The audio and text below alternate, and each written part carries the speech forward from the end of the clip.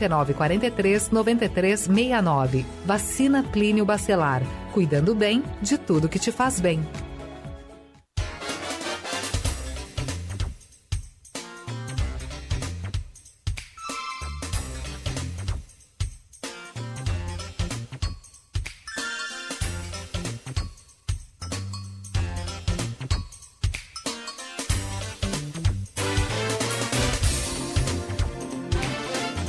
E 17 em Campos, de volta, depois do... Como é que é o nome daquele... Para aí, gente, lá da Copa do Mundo que tá tendo, que os caras estão denunciando que aquilo tá rolando ali uma grana violenta para hidratação. Depois da pausa de hidratação, aliás, já tem inclusive alguns gráficos aí mostrando que os times vão bem, chega a pausa para hidratação, os times voltam ou não voltam tão bem.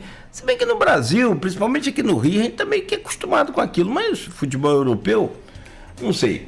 São 8 horas e 18 minutos, então depois dessa pausa aqui para hidratação com café, voltamos com o nosso Folha no Ar, no oferecimento de Proteus, Unimed Campos, Laboratório Plínio Bacelar, Vacina Plínio Bacelar e Radimed Diagnósticos por Imagem. O pessoal está discutindo, está denunciando, está revendo isso aí, é que a FIFA teria levado uma grana violenta do patrocinador por conta de hidratação, dessa pausa aí. Mas vamos lá, vamos voltar aqui com o jornalista Luiz Abreu Barbosa, hoje na bancada com a gente. Estamos recebendo a Roberta Barcelos, professora de História e servidora pública, e o João Marcelo Coutinho, que é engenheiro de produção, para a gente estar aqui falando de Copa do Mundo, de Brasil e também de política, que a gente vai falar já já. Aloysio, eu peço você a gentileza de abrir esse bloco aí, por favor. Gente, vamos acabar de falar sobre futebol para falar de política, né? Vocês... João da idade de Ícaro, né? 25, né? 25, não é isso? João? 26, estava com o microfone ligado aqui, 26. 26. 26. Não, mas você tá mais velho que eu, cara? 2000. Você é um ano mais velho que eu. Não, você não é velho. Quê? Então, eu sou 2000. Ué, mas tem 20... Ah, tá certo, 26, lógico, eu comprei 27, eu tô viajando, é isso mesmo. Certo. Roberto tem que idade? Fiz 41 agora. Vocês são novos, assim, para quem viu um pouco mais, assim, talvez não tenha... Eu estava conversando muito com minha mãe, Dilva, eu falava, pai, você é uma larga, eu falei, porque você viu Pelé e viu o Messi, tá vendo o Messi? Eu não vi Pelé, né? Mas vi Maradona, vi Zico, vi Zidane mais recentemente, né? O que Messi tem feito nessa Copa, assim... esgota adjetivo e mesa redonda de gente no mundo, né, para falar o que ele está fazendo. A gente não sabe, de novo, uma história sendo contada, a gente não sabe no final dessa história, mas assim, se acabasse hoje, no meu entender, se ele perder 5 pênaltis na fase eliminatória, a Argentina foi eliminada, vai mudar o que aconteceu até agora. Eu sei lá, na minha Pelé eu não vi, mas assim, tem muito vídeo de Pelé, né? Então você dá para constatar, é diferente de um Puskás, de um Didi, de um Zizinho, que é muito pouco registro, né? Pelé dá para ver o que ele fez, né? A primeira Copa de transmissão ao vivo foi 70, né? Então, foi a última Copa dele. Como é que vocês qual impacto geracional vocês acham que o que Messi está fazendo nessa Copa, assim, coroando uma trajetória brilhante em clubes e já em seleção também, o que ele tem feito até agora, como é que isso impacta vocês geracionalmente? Né? Comecei pela Roberta, começa pelo João agora. Olha, foi o que você falou. Falta adjetivo, não tem adjetivo, tem que inventar um adjetivo para tentar falar alguma coisa de Messi. Eu acho que a palavra que eu posso falar é privilégio. Privilégio que a gente tem de ver esse cara jogar. Tipo assim, não tem... O cara com 39 anos agora, fazendo hoje, 39 anos. 5 gols em Copa, depois de ter ganhado uma. Tipo assim, eu sou... O Messi é o meu maior ídolo da minha vida, desde criança, sempre gostei dele. A minha geração, quando era criança, em algum momento da infância você tinha que escolher entre Messi ou Cristiano Ronaldo, e você tinha que sustentar isso pro resto da vida. Eu, graças a Deus, escolhi o Messi, me arrependo nem um pouco disso, mas nem sempre foi assim, tá? Porque o Messi ali, de 2009 até 2015, 4 bolas de ouro, 3 Champions League, 90 gols por ano, 2012, 60 no outro, 63. Mas ali, quando chegava em 2016, até 2016 ali, o Messi já era consagrado no Barcelona, já era os maiores da história, desde 2015, 14, desde lá, sem dividir a carreira do Messi até os 30 anos, até depois, as 2 carreiras vão ser de maior da história. 4 bolas de lado até 30 anos, 4 bolas de ouro depois de 30 anos. Então, mesmo se dividindo o Messi no 2, ainda vai dar um dos maiores da história. Se juntando, é ele e Pelé, eu acho. Mas aí lembro ali muito bem em 2016, que ele nunca tinha ganhado o título da Argentina, tinha sido vice em 2014 da Copa do Mundo para a Alemanha aqui no Brasil. Foi vice na Copa América em 2015 para o Chile, e em 2016 foi para o Chile também. E em 2016 ele chegou a se aposentar da seleção por um curto período de tempo. E até o Julián Álvares hoje, é companheiro do Messi na seleção hoje, joga muita bola também. Na época escreveu uma carta pro Messi, pedindo, que ele tinha, sei lá, 12 anos na época, 14, não lembro, pedindo pro Messi voltar, para ter uma noção da longevidade do Messi, porque hoje a maioria que joga ali com ele na seleção tem ele como ídolo. Isso eu acho que é um dos motivos que faz a Argentina ser tão forte assim. E outra, eu lembro quando ele foi campeão do mundo em 2022, ele falou que provavelmente não ia jogar em 2026. Ontem ele foi perguntado se ele... Olha que absurdo. Ontem o repórter perguntou a ele se ele já está pensando em parar depois da Copa. Ele falou, não estou pensando, eu estou me sentindo bem. Enquanto eu estiver assim, eu vou continuar jogando. Enquanto eu puder ajudar, eu vou continuar jogando, ajudar meus companheiros. E não descartou jogar a Copa 2030. Falou isso ontem. O Messi falou isso ontem. Saiu da boca dele isso na entrevista. Eu fico feliz demais, porque do jeito que ia se encaminhando ali, a carreira dele após 2016, antes de 2022, apesar dele ser um gênio, 2017, 18, 19, foi uma das melhores temporadas que eu já vi um jogador na vida fazendo. Ele ali no Barcelona jogando sozinho.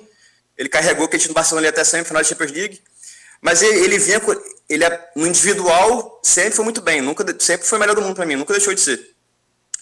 Só que no coletivo, ele estava colecionando o Barcelona vários vexames ali, perder para Roma 3-0 em 2016, depois perder para o Atlético de Madrid, teve em 2019 o Barcelona ganhou o jogo de ida da semifinal de 3-0 do Liverpool, e na volta tomou 4-0 em Anfield. Foi das coisas mais absurdas que eu vi na vida, e tudo isso caía no colo dele, né? O cara do Barcelona, e ainda também não tinha ganhado nada com a Argentina. A carreira dele vinha para ele ainda sendo os maiores da história, mas não terminando do jeito que deveria terminar. Mas nem eu, que sou, juro, para ser um dos maiores ídolos dele, esperar essa retomada que teve a carreira dele a partir de 2021 ali, com aquele título da Copa América contra o Brasil. Que ali virou a chave que mudou tudo, aquele título ali, tirou já um peso enorme dele para conseguir jogar em 2022, fazer aquela Copa espetacular. Acho que foi, não lembro de nenhum jogador jogar uma Copa que eu vi, né? Como o Messi fez em 2022, e para mim ele estava ótimo. Para mim, acho que depois de 2022 ele foi para o Miami ali, curtir com a família, cheguei ele jogando o máximo mais uma Copa América e se aposentar. Aí ele vai para o Miami para curtir com a família, e eu acho que ele poderia estar na Europa até hoje, lá, com certeza.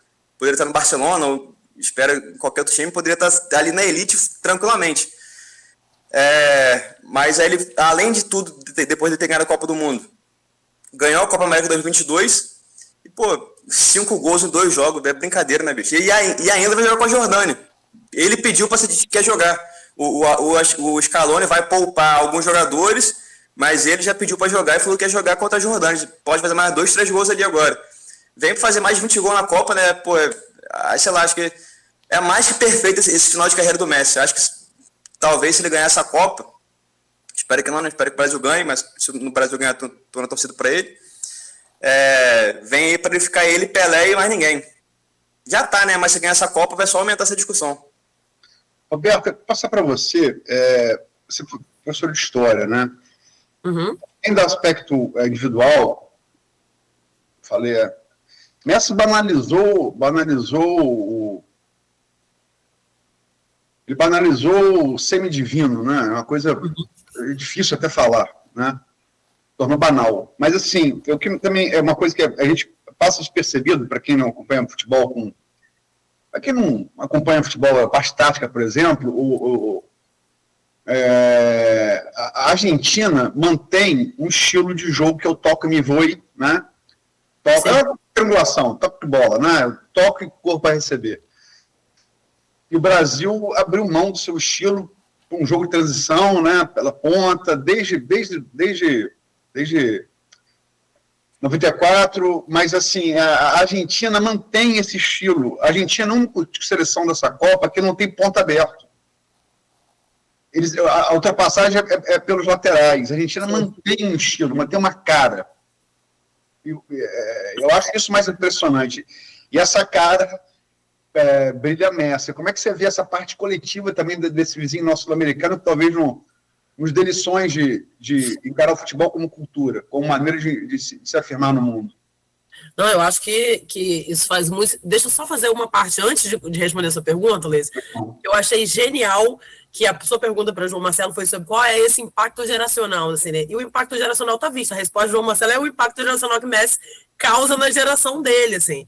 Que, apesar da gente, né, não ter tanta distância de idade, a minha percepção sobre o Messi, obviamente, como um gênio absoluto, é muito diferente da dele. Porque a geração dele viveu muito mais o Messi do que a minha, assim. Mesmo tendo visto... Cresceu vendo o Messi, a diferença foi essa, a gente cresceu. Exato, exatamente. A minha geração cresceu vendo a geração do Penta. Você... Então, eu achei muito curioso. João é nativo, como fala hoje dessa garotada que é nativa digital, o João é nativo da geração Messi. Exatamente. Messi, Cristiano Ronaldo, enfim, né? Achei muito, muito bacana ver a resposta de João, porque eu acho que o impacto geracional é exatamente esse. É quando você fala apaixonado de uma coisa que você não tá vendo, você tá vivendo, né? Mas voltando aqui sobre futebol enquanto cultura e as lições que a gente tem que aprender da Argentina, assim.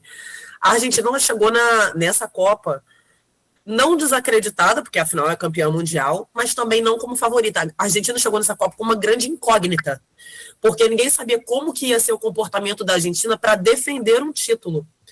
E aí, aquele primeiro jogo da Argentina é um baile completo, assim, de como se comportar com um título nas costas, que é a leveza pura de Messi. Eu acho que existe esse encantamento desse futebol coletivo que a Argentina continua imprimindo. Isso quando você fala da nossa identidade, Luiz, eu acho que a gente está no pior lugar possível nesse sentido, que é o meio do caminho. A gente ainda não perdeu completamente a nossa identidade, que fez o Brasil ser o Brasil pentacampeão, e a gente também ainda não assimilou a identidade geracional desse futebol de 2026, desse futebol europeu, que eu acompanho muito menos, imagino que João Marcelo, assim, minha coisa é muito futebol brasileiro e Copa do Mundo. O futebol europeu não acompanho tanto.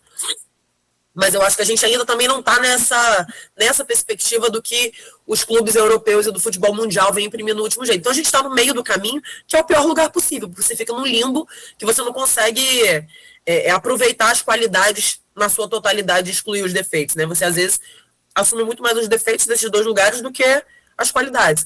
Então, para o nosso futebol, isso é uma armadilha pronta, assim. Eu, particularmente, sou entusiasta de que a gente recuperasse a nossa identidade, que a gente desse um passo atrás e se entendesse como futebol latino-americano, que eu acho que a Colômbia vem fazendo muito bem, como a gente falou um pouquinho antes de entrar no ar, assim. Que é um futebol alegre, que é um futebol arte, que é um futebol raçudo, que é um futebol incisivo, que não precisa exatamente abrir mão da chegada pela ponta, que não precisa abrir mão. A gente hoje, por força, tem que abrir mão dessa chegada pela ponta, porque a gente não tem bons laterais no Brasil. A gente não tem hoje. Isso eu acho que, inclusive, é a nossa deficiência. Então, resgatar um estilo, eu acho que talvez fosse mais benéfico para a gente. E eu acho que, como você disse, a Argentina mantém isso muito bem. E isso mostra o resultado que está mostrando. Acho que a Argentina chega com o maior do mundo na atualidade. Acho que a Argentina chega leve por estar não com o peso de defender um título, mas com a leveza de não precisar mais provar o 24 anos de jejum, ou décadas de jejum, e que a gente precisava se encontrar mais nesse lugar também. Não, só falando rápido aqui, você falou muito bem dessa leveza, porque essa é a primeira Copa do Messi que ele joga sem o peso do mundo nas costas dele. Que sempre foi uma questão. Saiu da sombra de Maradona. Sempre, não. E da própria forma, porque ele sempre foi muito questionado sobre o que fazia nos clubes, e que num determinado momento, hoje, não existe mais em absolutamente nenhuma esfera. Zico não conseguiu transcender a sombra de Pelé. Messi conseguiu transcender de Maradona. Eu acho que o Messi superou o Maradona já. Eu já vi várias entrevistas lá, até os mais velhos da Argentina falando que preferem Messi. O pessoal mais velho, assim. Óbvio que o Maradona tem outros contextos extra-campo, que podem algumas pessoas ainda achar ele ser o maior jogador da Argentina e tal, mas dentro do campo, acho que o Messi já superou o Maradona faz tempo. E vou te falar bem, a Copa América 2021 tirou um peso do Messi. A Argentina festejou muito, porque se o Brasil ganhar a Copa América, pra gente é igual carioca. Acho que ninguém muito liga pra Copa América. 2019 ganhamos ali do Peru, pô, nem lembro direito, nem lembro quem estava jogando direito. Pra gente é quase nada. Mas a Argentina ali naquela Copa América 2021, eles festejaram como se fosse Copa do Mundo. Só que aquela Copa de 2022 tirou o peso todo do Messi. Aí ele tá jogando leve, ele tá desfrutando agora, tá jogando dando risada, sorrindo. E a Argentina, tem um Scaloni que é um técnico muito bom, mas é a seleção que mais parece um clube nessa Copa. Os caras parecem um clube, todo mundo ali é amigo, todo mundo se conhece já faz tempo, joga junto desde 2019, pelo menos. Então todo mundo já sabe onde vai estar, já sabe quem vai passar, já tem uma ideia de jogo muito bem estruturada. E todo mundo joga pelo Messi ali, né? É um gás a mais. Todo mundo jogando pelo o ídolo da vida dele. Se eu jogasse pro Messi, eu dava minha perna pro Messi fazer gol. Pô. É tipo isso pros caras jogar. O De Paul ali, o segurança do Messi, o Rony Alves tá ali, fez carta pro Messi jogar. Então, tipo assim, acho muito bonito ver o que a Argentina se tornou. Porque na minha adolescência inteira eu sempre vi o Messi apanhando muito na Argentina. Até 2021 ali, só taca apanhando muito. Chegou em 2014 naquela final, mas aos trancos e barrancos ali. Aí agora eu fico pensando, imagina se o Messi tivesse ganhado aquela Copa 2014 e jogasse mais 3 Copas com essa leveza que ele tá jogando hoje. O perigo que ia ser. Mas ficou só pra essa aí por enquanto. Gente, e dos mortais?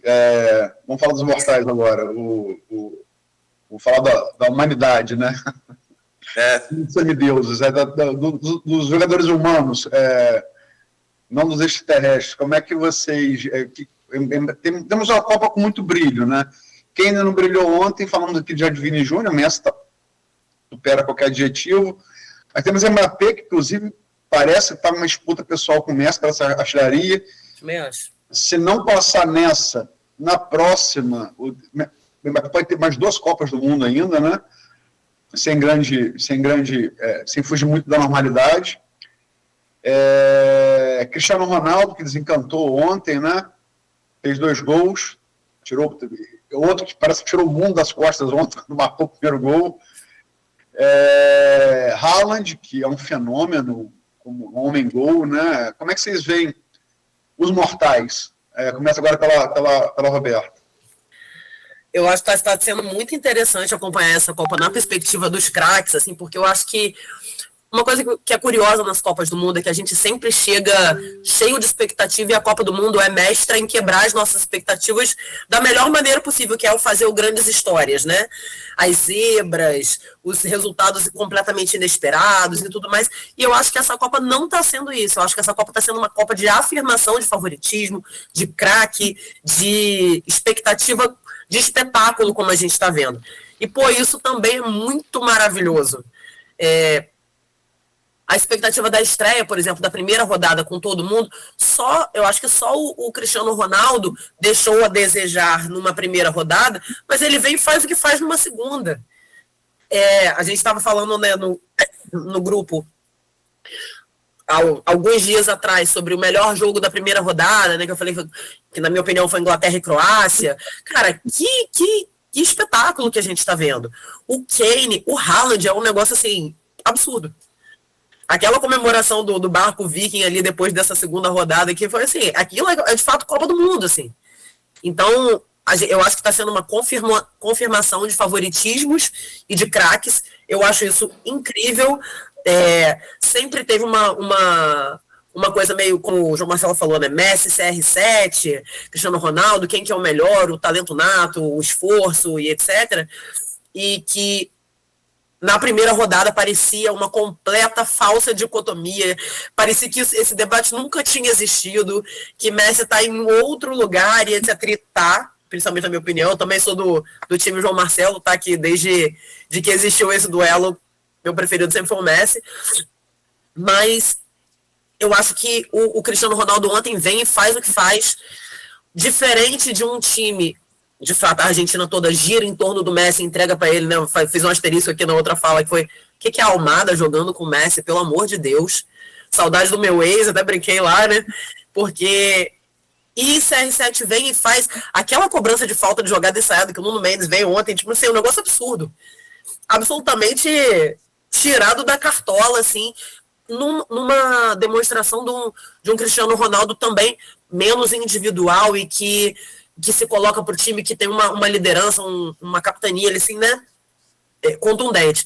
E aí, Kane, Haaland, Mbappé, pelo amor de Deus. Mbappé, ele tá numa competição pessoal, parece, né, pela artilharia da Copa ali com o Messi, mas ele sabendo que ele ainda tem muito mais para morder. E aí eu acho que é até por isso que vem essa declaração do Messi ontem, sabe, João Marcelo, de quem sabe a próxima, porque ninguém quer perder esse lugar. Imagina se Messi hoje sai como coroado, como o maior de todas as Copas, artilheiro, etc. O MP, o Haaland, vão deixar isso barato para a próxima Copa? Não vão, assim, ele sabe quem está no calcanhar. E isso está sendo delicioso de ver nessa Copa. João? Eu concordo com o Roberto que essa é a Copa das afirmações, porque as Copas que eu acompanhei do começo ao fim, que a primeira foi 2010 ali, 2006 tem um pouco de memória, né? Chorei muito com o Zidane acabando com a gente, mas ali a partir de 2010 os craques geralmente não demoravam para entrar na Copa. Era um gol aqui, 2 ali, no máximo, assim, tipo assim, um cara fazia 5 gols na Copa inteira. O Ronaldo fez em 2006, não, o Close fez em 2006, foi artilheiro da Copa, e 5 gols, o Ronaldo fez 3. Já era um absurdo, o Messi tá com 5 gols em 2 jogos. Eu acho que isso também é muito por essa Copa ter 48 seleções, trouxe algumas seleções mais fracas. Para mim, eu tinha dúvida sobre essa Copa aí de 48 seleções, mas eu acho que já posso dizer que para mim foi um acerto da FIFA. Tô gostando muito, muitos jogos maneiros, muitas histórias novas. Noruega disputando Copa de 98, Escócia, Cabo Verde primeira vez, Curaçao e tal, conseguindo várias histórias no empate histórico com Espanha, com Uruguai. Agora, sobre os craques, o Kane para mim hoje é o favorito da bola de ouro, claro que vai descer. O Messi inclusive está aparecendo já ali na disputa da bola de ouro, tá?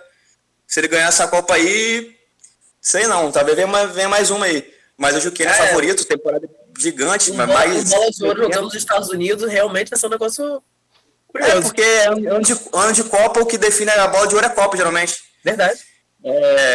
O Kane é mais de 60 gols no ano, fazendo a Copa. Ontem ficou devendo, realmente, acho que quebrou a aposta de muita gente aí, que ninguém deve ter botado o gol de Kane, vitória da Inglaterra, acabou quebrando um monte de gente aí. Mérito de Gana, tá? O Cristiano Ronaldo. Eu antigamente torcia contra. Hoje, eu reconheço que eu tive o privilégio de ver o Cristiano Ronaldo, apesar de eu achar que não tem comparação com o futebol jogado do Messi. Acho que a disputa que tinha era muito... O Cristiano Ronaldo sempre foi um fazedor de gols, ganhou muito título coletivo, tricampeão da Champions com o Real Madrid, a personalidade dele, acho que isso foi muito formatado o debate. Para mim, em bola jogada não tem discussão, não tem, é Messi e Pelé ali. Mas eu fico feliz com ele fazendo esses 2 gols também. E aquele gol do Nuno Mendes, para mim, eu deveria dar uma assistência pro Cristiano Ronaldo, porque ele me enganou todo mundo ali. Aquela falta ali, todo mundo tinha certeza que o Cristiano Ronaldo ia bater, pô. Até o goleiro dos bestão, aí o Nuno Mendes foi e fez o gol. É bom ver o Cristiano Ronaldo também fazendo gols na Copa feliz. O Haaland também, estreia de Copa dele, porra, detonando tudo. O cara é uma máquina de gol, o bicho é um monstro, ele é um monstro, quase literalmente. O cara com 1,95 m, rápido, físico, veloz. Finaliza bem, imagina você, zagueiro, ver um cara de 1,95m norueguês correndo só frente igual um Viking, pô. Deve estar. Se for o Escócia lá, vai dar até traumatismo de guerra de antigamente, das guerras antigas. Pô, a declive agora, pô, o Mbappé, eu não sou tão fã do Mbappé, tanto da pessoa quanto do jogador, mas o cara em Copa, pô. Gente, o Mbappé tem 16 jogos, 16 gols em Copa. 16 jogos, 16 gols e mais alguma assistência. No mínimo mais 2 Copas para fazer. Se a França for campeã dessa Copa, que é bem provável, a chance do Mbappé ser tricampeão da Copa é enorme. Enorme. O Mbappé tem chance de se tornar o maior jogador da história das Copas. Pode esperar Pelé. Em Copas. O Mbappé bateu na trave, ele fez um hat-trick na final. Poderia ter saído com o título, por detalhe, aquela bola no final do jogo ali que o Dibu salvou, os pênaltis é loteria, detalhe ali. O Mbappé já poderia ser bi, poderia conquistar o tri agora. Tendo feito o hat-trick no final. O cara já tem 4 gols finais de Copa. Ou seja, se ele ganhar essa Copa aqui, ele tem mais. A França é a favorita, no mínimo, para mais uma Copa esse time da França aí. 2030 vão chegar todo mundo inteiro lá. O Mbappé vai chegar com 31. O que a gente tem que ver é o seguinte: Haaland e Mbappé, eles têm muita vantagem pelo físico deles. Vamos ver se com o declínio físico, se eles vão conseguir adaptar o futebol deles para manter o nível como o Cristiano Ronaldo e Messi fizeram. É uma coisa muito difícil. Porque Mbappé velocidade, Haaland acho que o Haaland vai conseguir até, por ser centroavante ali, de área, vai conseguir manter mais o nível do que o Mbappé. O Mbappé eu tenho dúvida do que ele vai fazer. Só que, pô, gente, você tem noção disso? O Mbappé pode superar Messi e Pelé em Copas. Não é absurdo dizer isso. O Mbappé, se for campeão agora, tem mais 2 Copas para buscar o tri. Já com 4 gols em finais. O Mbappé nunca foi eliminado de Copa. Isso eu tô falando aqui. E eu tô falando isso porque eu nem gosto tanto dele. Mas tem que reconhecer que o cara, em Copa, o bicho incorpora o Ronaldo Fenômeno, ele no auge. É uma coisa absurda de se ver. Gente, vamos virar a chave, são 8h44. Só finalizar aqui. Eu vi o início, o auge e o final de carreira de Maradona, de Zico, de Rummenigge, de Platini, né? Foram os grandes craques da minha infância, né? Em 2006, ainda que está escrito, eu falei, quando o Zidane se aposentou, eu falei, o grande craque do mundo hoje é Lionel Messi. Eu escrevi isso em 2006. E fico muito feliz de ter se cumprido isso. E, assim, essa discussão geracional, Messi, Cristiano Ronaldo, ela deixou de existir na última Copa do Mundo já, né? Você pode dizer que você gosta mais de Cristiano Ronaldo, você preferia Cristiano Ronaldo no seu time, não tem uma discussão de futebol de um e de outro, né? Essa discussão, ela acabou na última Copa, né? Sim. Mas vamos fazer a transição sem pausa para hidratação, Nogueira? Eleição. A gente sabia, quem é jornalista, quem é radialista, né, Nogueira, sabe que ano de Copa, eleição, trabalha puxado. E temos, a Copa acaba em julho, e temos na sequência a eleição, né? Hoje são 3 meses e 2 dias, né? Menos 45 minutos para a urna de 4 de outubro, e 4 meses e 1 dia para o segundo turno, de 25 de outubro. Temos hoje, sobretudo após a divulgação ali em maio das conversas de Vorcaro com Flávio, temos uma erosão de Flávio em todas as pesquisas, nada que chegue perto de ameaçar ele como candidato à posição mais competitivo, nada, nem sombra disso, mas deram favoritismo a Lula nas pesquisas, né, que chegou a ser ameaçado ali até março, né, o Flávio Bolsonaro chegou a ultrapassar Lula em projeção do segundo turno em março e abril. E é relevante de falar isso, porque isso não acontecia desde Fernando Henrique Cardoso em 98. Ninguém em pesquisa séria tinha ficado à frente de Lula no segundo turno desde Fernando Henrique Cardoso em 1998. Lula, mesmo preso em 2018, enquanto o TSE não impugnou a candidatura dele, ele ficava na frente de Bolsonaro em 2018, no segundo turno, nas pesquisas. Né? Então é algo assim, histórico. Em 98 para cá são 28 anos, né? Como é que vocês veem essa fase atual, reta final para a eleição, esse provável segundo turno entre Lula, todas as pesquisas apontam, né, assim, muito além da margem de erro, entre Lula e Bolsonaro? Comecei pela Roberta, agora peço pelo João.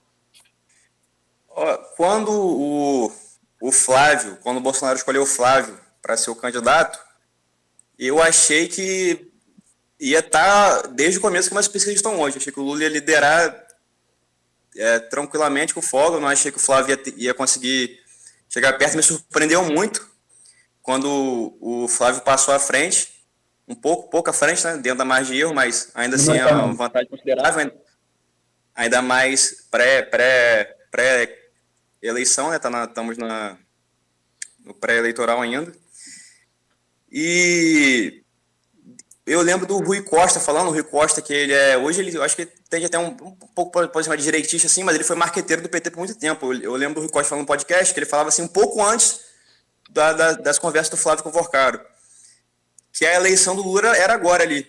Ele sabendo, ele vendo ali, que ele falou que talvez se as pesquisas despontassem o Flávio com muito favoritismo, talvez o Lula não viria, justamente por isso que você falou, ele não ia querer encerrar a carreira dele política perdendo a eleição para o Flávio Bolsonaro. Falou que a pré-eleição ali ia ser mais importante para o Lula do que a eleição em si, porque o Lula só viria mais com a certeza que tipo assim, pelo menos com 90%, a mais de certeza que ele poderia ganhar. Agora, na minha cabeça foi não sei se, não é uma coisa evitável, mas poderia ser muito minimizada essa conversa do Flávio com o Vorcaro, porque era uma coisa que ele poderia ter antecipado já, uma conversa do celular pessoal dele, com o Vorcaro, era óbvio que isso ia sair em algum momento. O cara parece que pegou ele de surpresa, ele e a equipe dele. Eu acho que se ele tivesse falado isso antes, já de alguma forma, se preparado já, falou, já conversei com ele, falei sobre filme e tal, teria um impacto, com certeza, mas eu acho que seria bem menor. Agora, e depois de sair, o Flávio estava me surpreendendo, acho que teria chances de ganhar. Acho que depois das conversas com o Vorcaro, acho que a eleição está muito encaminhada para o Lula agora. Óbvio que a gente está... 40 minutos você falou, mas é muito tempo ainda, pode acontecer muita coisa, ainda mais nos debates, tem coisa para acontecer, mas está claramente encaminhada para o Lula ganhar ali no segundo turno. Eu acho que a partir dos debates ali tem muita margem, pouca margem na real, para os outros candidatos crescerem, né? Acho que quem pode crescer um pouco mais ali é o Renan Santos, que é o menos conhecido pelo público geral, ele pode crescer um pouco ali nos debates.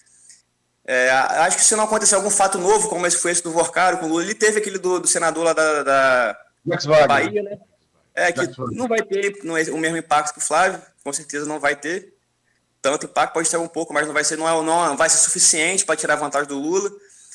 Eu acho que, por enquanto, se não tiver um fato novo, está bem encaminhado aí para o Lula. Roberto, passar para você, aproveitando o gancho da história, quer dizer, Lula, se reeleger, vai ser uma ilha de esquerda num país, continente que é o Brasil, porque toda a América Latina está arrumando para a direita, né? Toda. Como é que você vê? Acho que tem algumas considerações, assim, Luiz, acho que a gente tem muito alinhado, inclusive, nessa fala sobre que a pesquisa é o retrato do momento, né? Então, fazer uma aferição sobre o que vai ser, assim, eu me isolo de maneira, assim, contundente, não costumo fazer isso porque João Marcelo está falando, se não houver um fato novo, vai haver um fato novo, João Marcelo, assim, a nossa linha histórica, principalmente da política brasileira, ela mostra que, assim, a política brasileira, quando a gente brinca que brasileiro não é para amador, a política brasileira muito menos, e o cenário carioca, fluminense, muito, muito menos. Então, vai haver um fato novo. Então, não me arrisco a dizer que a eleição está encaminhada, não. Acho que está bem longe de estar encaminhada. Obviamente, hoje mostra uma tendência segundo os fatos que estão acontecendo nesse momento, né? Essa coisa do Flávio com o Vorcaro é muito recente ainda e, naturalmente, está influenciando nas pesquisas. Só fazendo um apanhado de duas coisas que o João Marcelo falou antes de responder a sua pergunta, Aloysio. A primeira é que eu concordo em parte com a sua afirmação de que o Lula não viria se fosse perder. Então, ali no começo, quando era o Flávio, ele ainda estava reticente. Eu concordo que ele não colocaria uma candidatura se ele tivesse mais chance de perder, mas eu não acho que isso tenha acontecido com o Flávio. Eu acho que com o Flávio, para ele, é o cenário ideal, porque o PT e o Lula, para ele, o melhor dos cenários é polarizar com a família Bolsonaro. Então, eu acho que isso poderia vir numa pegada se o candidato fosse um Tarcísio, por exemplo. O candidato sendo o Flávio Bolsonaro, eu acho que o Lula nunca titubeou sobre essa candidatura. E que foi pego de calça curta quando viu o Flávio passar. Que não era uma coisa que esperava. Essa é a primeira coisa. E a segunda coisa é que, assim, eu acho que isso podia ter sido mitigado pelo Flávio ter falado, né, ter falado antes dessa conversa com o Vorcar. Existe uma coisa no Brasil que assola a direita, a esquerda, em qualquer perspectiva, que é a completa crença na impunidade dos crimes políticos, assim. Não é que ele... Era óbvio que ele ia pegar no celular. Não era óbvio, porque muita coisa não é pega. Então, eu acho que muitos dos candidatos, dos políticos, da política brasileira, ela joga nesse sentido de eu vou fazer e não vou ser pego. Não é possível que o Daniel Vorcaro tenha feito tudo calculando o risco de ter sido pego, sabe? É muito absurdo, é muito fora da curva. Então, existe uma sensação de impunidade na corrupção e nos crimes políticos brasileiros que a maioria dos políticos conta com isso. Desculpa. No caso, eu falei o Flávio vai questionar com o Flávio sobre essas conversas aí. Eu queria, falando mais no sentido mesmo, pro eleitor, preparar o eleitor para uma coisa dessa, porque após o Vorcaro ter pegado o celular e vazado várias conversas, realmente, óbvio não seria, mas como teria grande chance de fazer isso, acho que ele poderia se preparado melhor para esse momento. Ele não achou que ele ia ser pego. Essa é a minha aposta, entendeu? Que ele faz tudo sempre no sentido de não achar. E se der, eu vou tentar cobrir o furo, que é meio que está fazendo no desespero agora. Mas essa, assim, é meu palpite, né? Minha aposta, E, desculpa, Aloysio, qual foi a pergunta no sentido de? Caso Lula se reeleja, se tornar uma ilha de esquerda, Perfeito. A China toda brigando para a direita. Perfeito. Vai ser uma... Eu acho que, assim, se o Lula eventualmente ganhar, vai ser um governo extremamente difícil. Eu acho que a gente vai ver um cenário muito curioso, porque vai ser o último mandato do Lula, já pela reeleição e pela idade, ele naturalmente não disputa mais nada depois disso, né, pelo menos não a presidência. Então a gente vai ver um Lula sem o peso da Copa do Mundo, no sentido de vou fazer o que acho que tem que fazer, eu acho que pode ter esse sentido, mas em relação à ilha na América Latina, vai ser um mandato muito, muito difícil, não só pela ilha na América Latina, pelos movimentos da América do Norte, né, eu acho que pela política estadunidense, como que ela está se comportando agora, vai ser um mandato muito difícil se o Lula eventualmente ganhar, sem colaboradores ao redor, como você está dizendo. Os mandatos anteriores do Lula, principalmente na política internacional, elas tiveram um outro efeito. O Lula hoje, ele queria estar falando de guerra no Irã, mas ele está precisando falar de tarifaço. Então, acho que a política internacional ela vai gerar muito em torno desse isolamento. E enquanto você fazia a pergunta, Luísa, eu me lembrei ainda de uma ilha interna, que é o Congresso brasileiro. Ele está muito longe de ser um Congresso de esquerda, ele está longe de ser até um Congresso do centro. Então, isso também vai prejudicar muito, porque ele também estará isolado no fogo amigo, assim, dentro do próprio Brasil, que é numa coalizão presidencialista. Como que você governa engessado por um Congresso que vai completamente no sentido oposto daquilo que você propõe ou pode vir a propor? Enfim, acho que vai ser um mandato muito complexo, mas eu espero que a gente consiga chegar nesse mandato complexo. Eu espero que eu esteja errado, mas falando um pouco mais economicamente, acho que se o Lula for reeleito, esse governo do Lula pode ser parecido com o Dilma II. Falando mais de economia, assim, o Brasil está com a dívida externa crescendo muito, dívida interna e externa, a inflação está crescendo muito, a Selic 14%, 15%, pelo visto não vai abaixar, tinha expectativa de abaixar, acho que não vai mais. Então acho que vai ser, para quem ganhar vai ser difícil, vai segurar uma bomba, quem ganhar a eleição. Mas acho que pode ser bem parecido com o Dilma II ali, se o Lula ganhar, e por ele não ter que fazer uma reeleição, porque todo político faz tudo pensando na reeleição. Agora, o Lula não tem essa relação, pode ter um governo bem diferente desse agora, pode ser ele mais querer botar essa ideia aí mais pra frente, é que ele não tem compromisso com nada, e eu fico curioso se o Lula ganhar, né, porque o Lula não tem um sucessor para 2030, pelo menos a esquerda e a direita tem vários expoentes ali, para 2030, 2034, jovens. A esquerda não vejo. Tem o Boulos ali, que foi PT agora, né? Mas não sei se ele consegue se desvincular dessa imagem dele do PSOL, do MST, para virar um candidato competitivo assim como o Lula. Eu acho que tem outras apostas de sucessão aí, mas acho que ainda está cedo também para avaliar isso. Gente, podia lembrar que o Haddad performa bem em pesquisa, mas eu não vou entrar nisso não, porque tem que mudar para governador. Uhum. Mas o Haddad, ele performa bem em pesquisa, tá? Haddad, se disputasse a eleição, ele estaria no segundo turno, hoje. Eu acho que... No lugar de Lula. No lugar de Lula. E eu acho que sobre sucessão a ver, dependendo do que acontecer em 2026, a gente pode ter um João Campos forte aí para frente. É possível também. Outro nome da esquerda, né, que se aposta. Sim. Mas mais de centro-esquerda, né? Sim. Mais de centro-esquerda. Mas, enfim, vamos para o governo do Estado. Tivemos aqui, até ontem, uma agenda grande de Eduardo Paes aqui na região. Prefeito do Rio 4 vezes. Governo aprovado no Rio de Janeiro, né? Marca de gestor. Tem uma aliança aí morena com Lula, né? Que é favorito hoje a presidente. E tem assim, uma vantagem de 30 pontos em todas as pesquisas, né? A mais recente, Paraná, ele é acima de 30 pontos, tanto primeiro quanto segundo turno, embora Paraná tenha feito um erro, no meu entender, que ela não simulou o segundo turno do Garotinho. E como o Garotinho tem empate técnico no Douglas Ruas, vamos ali na casa de 10, 9, eu acho que tinha que simular com os dois, enfim. Foi um erro da Paraná e interior da Coeste. A Paraná de junho e a Coeste de maio. Não fizeram isso. Acho que foi um erro. Inclusive, falamos aqui com o Bruno Soler, da Time Big Data, sobre isso, né, Nogueira?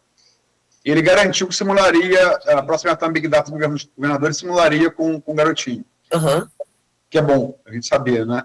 Mas Garotinho tem muita rejeição, né? Rejeição enormes, mais de 60% da rejeição. Gente, vamos lá, 30 pontos. Como é proporcional, pode ser Tribobó ou China. Voto da com pau. Né? Verdade. Independe do número absoluto. É muita vantagem. Né? Paes, a terceira vez que vai disputar o governo do Estado, foi atropelado em 2018, era favorito, foi atropelado por Wilson Witzel, naquela onda de Bolsonaro. Vocês veem, como é que vocês projetam essa eleição com esse favoritismo tão grande de Paes hoje, agora pela Roberta? Acompanho bem de perto, assim, na Prefeitura do Rio, né, sou servidora pública e trabalho também na Prefeitura do Rio, e eu acho assim, o Paes tem uma larga vantagem, mas ainda com 30 pontos de diferença, eu sempre faço muita ressalva sobre, a Luísa acabou de trazer um fato, né, que foi, o Paes era favoritíssimo na última, em 2018, e foi atropelado pelo Witzel, então a eleição é um negócio que a gente nunca sabe o que vai acontecer, mas obviamente, assim, eu acho que o Paes é beneficiado, muitas aspas, porque eu não acho que seja consciente, mas ele é beneficiado por estar correndo numa raia sozinho, e obviamente não desmerecendo o candidato da direita, mas eu acho que com tudo que aconteceu na direita, principalmente ao longo do último ano, isso ficou muito desarticulado e muito desorganizado. Não estou dizendo que o Douglas Ruas, por exemplo, seja um candidato fraco, mas eu acho que ele chega num lugar muito depois que o Eduardo Paes já está chegando. Então, ele meio que corre nessa raia sozinho por muito tempo, e isso se reflete numa pesquisa com tanta diferença de pontuação. O Douglas, não dá para subestimar a máquina que ele vai ter para a competição, não dá para subestimar que ele é um candidato com um sítio eleitoral ali, né, de São Gonçalo, de um prefeito super bem avaliado, que é o pai dele, o Capitão Nelson, um prefeito super bem, não dá para subestimar isso, entre primeira e segunda na disputa, ele segunda maior população eleitoral do estado, então não dá para subestimar nada disso, mas ele entra nessa disputa depois do carro, tipo, se atropelando, assim, nesse último ano, principalmente, tudo que aconteceu na política do cenário fluminense. Então, acho que o Paes parte desse lugar mais privilegiado, como eu disse, entre aspas, obviamente, né, fruto de uma administração muito aprovada no Rio de Janeiro, a cidade tem uma sensação de organização com a administração dele, mas eu acho que o grande desafio para o governo do Estado e para os candidatos do governo do Estado nesse momento é falar sobre segurança pública. Sempre foi, e acho que vem cada vez mais se agravando. O Cláudio Castro era até ontem, assim, eu não sei se vai dar tempo da gente falar de pesquisa de Senado, mas era até ontem o candidato mais bem avaliado numa pesquisa para Senado, com toda certeza por um reflexo da operação que ele fez no Complexo da Penha. Então, assim, não dá para dar por descontado que os discursos feitos sobre segurança pública entre Douglas Ruas e entre Eduardo Paes são muito diferentes. Acho que o Paes tem um desafio muito maior nesse sentido, porque o Douglas Ruas tem um discurso pronto, para um público pronto, que ele sabe que quem quer ouvir, né? O Paes, como ele tem essa aliança com o Lula, e isso depende muito também de como que o Lula vai estar nas pesquisas, de como que ele se comporta em relação a essa aliança e a esse favoritismo do Lula ou não favoritismo do Lula, ele está num lugar muito mais delicado para falar de segurança pública. E toda essa aprovação que ele tem no Rio de Janeiro, esse discurso é um pouco não negligenciado, porque a capital, obviamente, passa muito por essa questão da segurança pública, mas fica sempre nesse lugar de segurança pública é competência do Estado. E como o Eduardo nunca foi nunca foi governador, então assim, ele precisa chegar nesse lugar para provar se a sua administração também é tão eficiente. Eu acho que tem um caminho para ser, eu acho que ele não é favorito só por estar correndo sozinho nessa raia, acho que ele botou guarda armada no Rio de Janeiro agora, que é uma coisa que, apesar da minha opinião particular ser parece estar sendo aprovada pela população, então acho que tem já um laboratório nesse sentido, mas acho que é o grande desafio dele para alavancar de vez essa candidatura, mas favoritíssimo, assim, né? João? Eu concordo com a Roberta quando ela falou que a direita no Rio está muito bagunçada nesse último ano, e aí acabou que isso favoreceu bastante o Eduardo Paes, como ela falou bem, estava correndo sozinho, nadando sozinho nessa raia. Aí acabou que entrou o Douglas Ruas ali de supetão, os 45 do segundo tempo, que como o Cláudio falou hoje, já falou que a candidatura dele é irreversível, né? Tá satisfeito com as pesquisas até agora. Eu não vou me alongar muito, porque já está dando 9-4, mas eu só queria lembrar que eu acho que, além da segurança pública, que vai ser um fator muito bom para o Douglas Ruas, que vai ser, acho que, a principal pauta, não só no Rio, como em vários outros estados do país e da presidência, segurança pública nessas eleições, eu acho, se eu não me engano, acho que o Douglas Ruas é desconhecido por 70% dos eleitores, a última pesquisa, por aí, né? Então, isso aí é muito grande. Eu acho que ele tem que focar nisso aí. A rejeição dele não é tão grande por não ter... O Garotinho, acho que difícil ele pro... Eu nem falei do Garotinho. Mas pela rejeição 60% é impossível ele ganhar. Não é impossível, mas né, não aconteceu na história. Mas estatisticamente é muito difícil um cara ganhar com a rejeição maior de 51%. Então acho que a vantagem que o Douglas tem é ser esse desconhecido, como o Whitson era em 2018.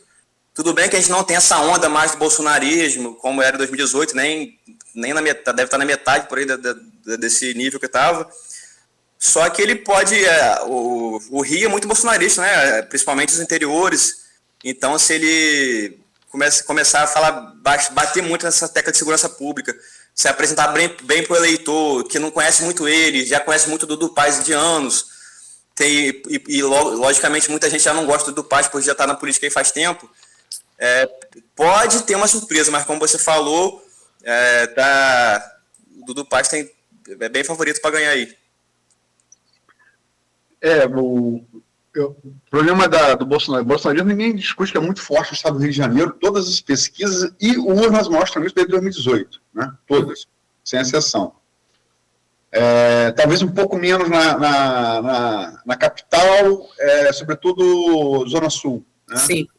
Mas fora. Mas ainda assim, é muito distante. Mas o bolsonarismo não tem plano B. Parece a Alemanha em guerra, né? Muito bom no plano A, mas não tem plano B. No plano A você ferrou. Né? Porque o plano... Ficou 2 planos, né, Aloysio? Que foi Estado e Senado. O plano A para o governo era de Bacelar. Assumir o governo, sai Castro, assumo, tiro, porrada e bomba, 1, 2, 3 operações dessa da Demônio da Penha, não vou entrar em juízo de valor moral, Perfeito. Mas todas as pesquisas mostram que foi muita aprovação popular, sobretudo na população de baixa renda. Né? Os moradores fazendo, foi bem aprovado. Sim, foi muito, muito aprovado, mas não entra o juízo moral, eu não vou entrar nesse debate. E, certamente, catapultaria Douglas Ruas, como catapultaria Rodrigo. Agora, o Supremo entrou na jogada pela DPF das favelas, né? Não dá para a gente ignorar também que as decisões que mantém Ricardo Couto no poder são de Cristiano Zanin, que é ex-advogado de Lula, e de Flávio Dino, que é ministro da Justiça de Lula, né? Não dá para negar que há política aí na decisão judicial, mas é o jogo que vai ser jogado. Couto mantido no governo, o plano A da direita é muito prejudicado, né? Uhum. E, para finalizar, com esse enfoque, a gente tem o Senado. A Roberta falou bem, Castro, ele estava falando em desistir da pré-candidatura ao Senado em outubro do ano passado. Foi em Brasília, isso foi vinculado pela mídia, até eu fiz uma matéria sobre isso também, mídia carioca e nacional. Aí vem a operação Alemão da Penha, ele explode nas pesquisas, chega a ultrapassar Flávio Bolsonaro, então, para candidato à reeleição ao Senado, em algumas pesquisas,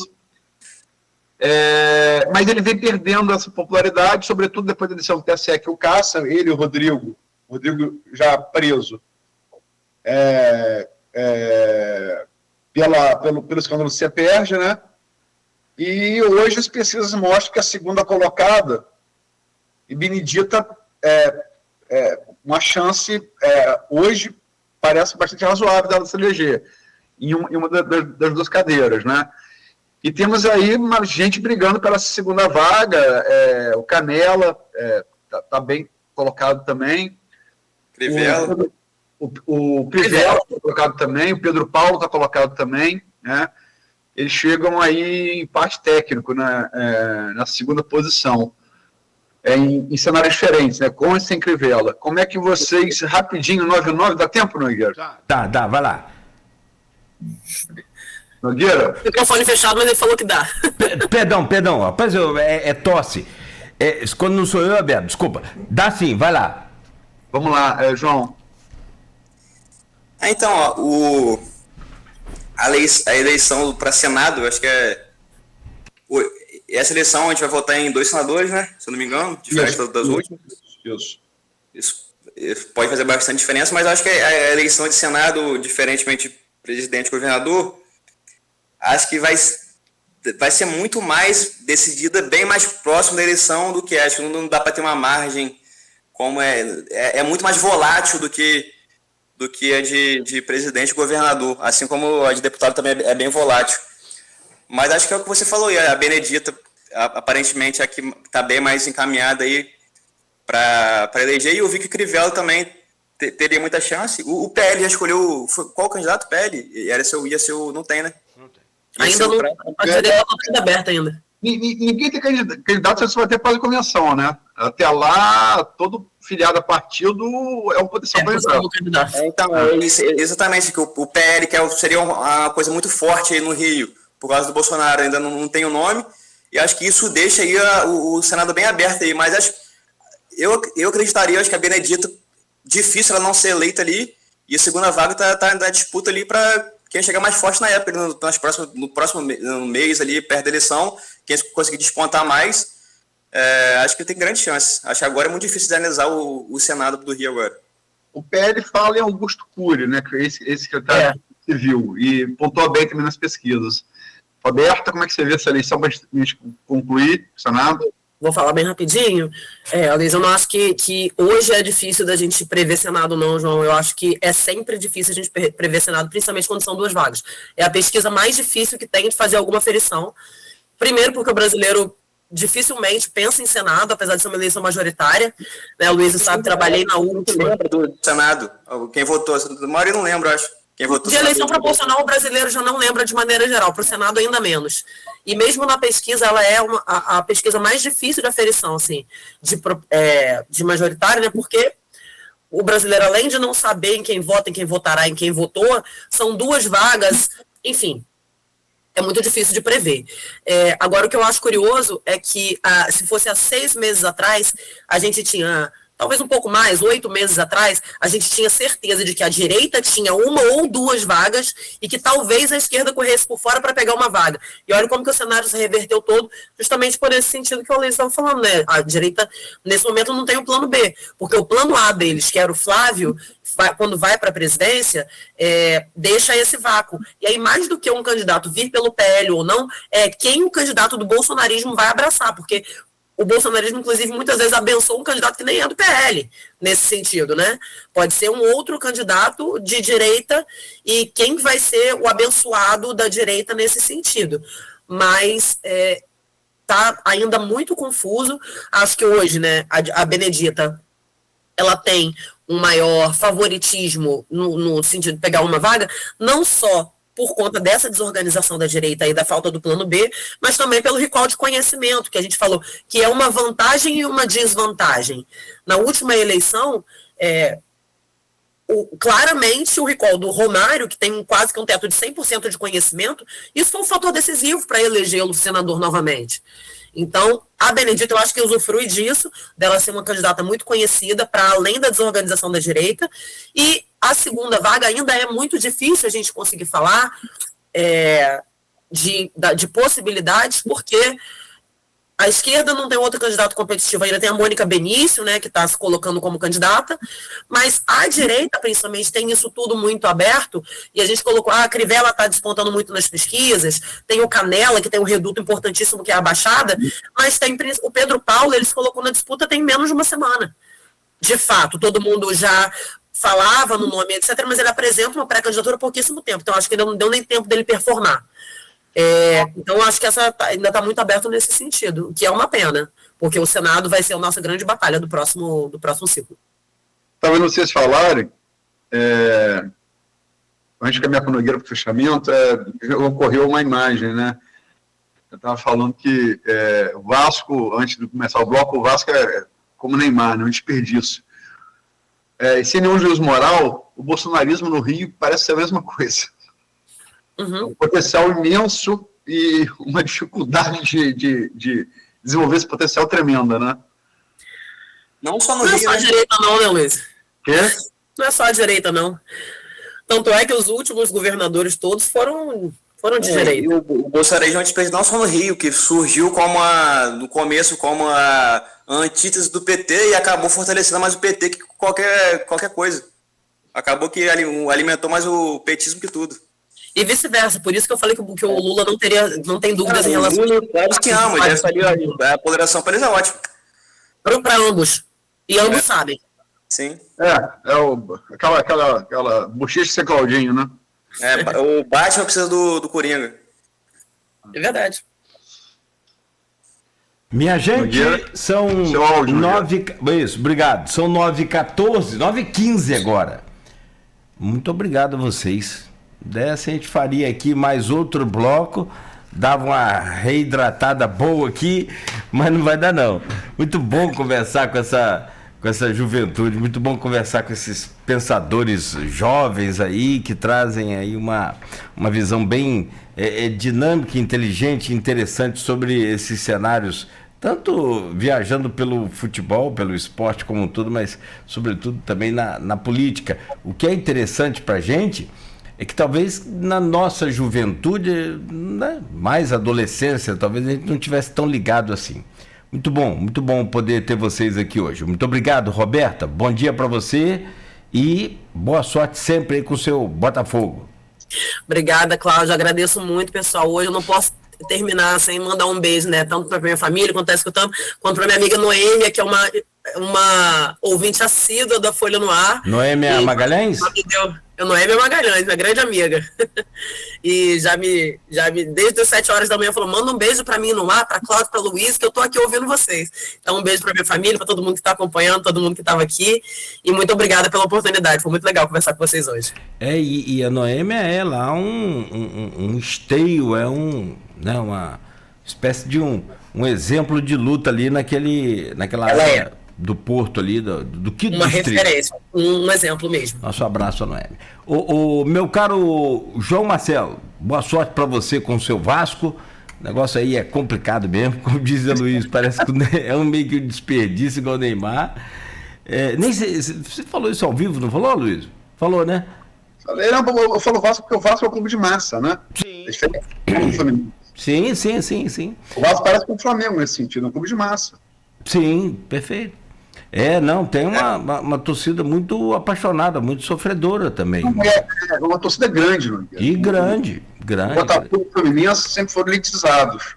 O Botafogo, o Vasco e o Flamengo são clubes de massa. Eu tenho dúvidas sobre o tamanho de que você fala entre Botafogo e Flamengo. Tem dúvidas. Não discordo do volume. Fluminense e Botafogo sempre foram times elitizados. Sim, não discordo disso não. E, aliás, o Fluminense tem um passado muito ruim com relação a isso. Mas eu digo assim, em relação de números, eu acho que o Fluminense dá uma encostada boa aí no Vasco da Gama, com essa coisa de torcida. Segundo os PCs, vocês estão atrás do Botafogo, não é? Então não vou negar. Isso também ela muda o reflexo da sua fotografia, Nogueira. Muda a minha fotografia. Pra ajudar, Cláudio. Eu acho que no Rio, a torcida do Fluminense se aproxima um pouco do Vasco. O Vasco ainda é maior, mas fora do Rio, acho que a torcida do Vasco só perde para do Flamengo. Acho que fora do estado, tirando São Paulo e Rio, acho que tem mais vascaíno espalhado pelo Brasil do que São Paulista, palmeirense. Acho que Flamengo para o Brasil inteiro. Obrigado aí pelo convite. Vou aproveitar e mandar um beijo pra minha família também, um beijo pra minha namorada, aproveitar também, né? Bota a briga aí. Sempre bom estar aqui pra conversar com vocês. E tá aí pro Vasco é difícil mesmo. Quando me chamaram pra falar do Fluminense, que o Fluminense perdeu, da outra vez foi o Vasco e Flamengo, Vasco ao Brasil e Flamengo Mundial. Os dois perderam. Espero que o Brasil não perca hoje. Tomara que a gente tenha vitória boa hoje, dominando as costas 3-0 pra ganhar bastante confiança. E com tudo esse mata-mata aí. Porque, gente, 8 jogos, agora 6, né? Dá pra acreditar, o Brasil pensa, dá pra gente ser campeão disso aí. Também acho, João. Rapaz, complicado isso, o quê? Mick Jagger? Pelo amor de Deus, hein? Aloysio, vou fazer coro aqui com a Marli Moreira Docinho. Parabéns, feliz aniversário, Aloysio Abreu Barbosa, mais uma vez aí. Parabéns aí pelo seu dia, muita luz e que... Eu sei que você gosta muito de São Francisco, mas hoje é dia de São João Batista, que ele vá também aí terraplanando os caminhos adiante de ti, como fez para Jesus lá. Forte abraço, parabéns. João Batista, louco pregando no deserto, tem muita coisa a ver, né? Todo. E estamos falando aqui em popularidade, fundamental para o cristianismo prevalecer. Batizar é muito mais simples do que circuncidar, né? É verdade, Luiz. Ele popularizou muito uma religião pelo processo de adoção da religião pro homem, né? No caso. É uma figura que tem muito respeito, né? Muito, uma figura que, enfim. Mas o aniversário do dia hoje é Messi. E é aquela coisa aquele poema de Álvaro de Campos, né? Fernando Pessoa, né? Hoje não faço anos, duro. Obrigado aí, e vamos torcer pelo Brasil. Eu acho que se a gente tiver uma vitória hoje, né, que não é garantida, mas se a gente tiver uma vitória hoje, é o prognóstico mais provável. Eu acho que uma vitória convincente, a gente pode ganhar corpo, vem a Holanda, vem a Japão, né? Para a gente poder ir adiante na Copa, embora eu, como você, Nogueira, eu seja mais reticente o Brasil pode fazer nessa Copa, né? Mas vamos torcer. Agora, se o Neymar entrar no finalzinho hoje e fizer um golzinho, vai comemorar ou não? Qualquer gol do Brasil eu tô comemorando, mas acreditando eu tô pouco, viu? Nesse cenário aí. Eu vou comemorar, e eu não tenho compromisso com erro, não, João. Sim. Eu não acredito no Neymar, mas também não duvido. Vamos torcer para ele, se ele ajudar 1% que seja, vamos lá, tomara. Eu tô nessa, já que foi, que faça o seu trabalho. Se é para entrar, para achar um passe, ou para ter uma falta, chama Zico. Chama Zico. 70 anos, enfia melhor para tomar falta que ele. 10 anos mais novo só vai dar, agora é difícil. Se é para bater uma falta, chama melhor Zico com o Armandinho Gaúcho do que Neymar, pô. Aliás, não, tem um debate aí profundo sobre essa questão de jogadores brasileiros que pararam cedo. Como é o caso do Ronaldinho. O Messi, com 19 anos aí, você vê a última Copa de Ronaldo, Kaká, Ronaldinho, Rivaldo, tudo com 29, 28, 30 anos, é complicado. Imperador. Dá umas 6 injeções de Monjaro em Ronaldo, segura o Ronaldinho na noite uma semana, manda o Bob pegar Adriano no morro, manda alguém tirar a cara da igreja, pinta o cabelo de Bebeto, o Romário tá prontinho. O Romário já tá lá até. O Senado não gosta de trabalhar na Copa, ele gosta. Não, eu acho, inclusive, sou super entusiasta de Romário voltar pro futebol. Porque muito melhor do que ele tá fazendo no Senado. No Senado. Tá em todo lugar do mundo, menos na Câmara. Exato. Mostra muito que eu jogar. Gênio. Valeu, Luiz. Vamos lá. Gente, aqui, obrigado aí, o João, a Roberta, você que nos acompanhou até aqui. Amanhã de volta às 7, oferecimento de Proteus, Unimed Campos, Laboratório Plínio Bacelar, Vacina Plínio Bacelar e Radmed Diagnósticos por Imagem. Continue aqui, continue na Folha FM.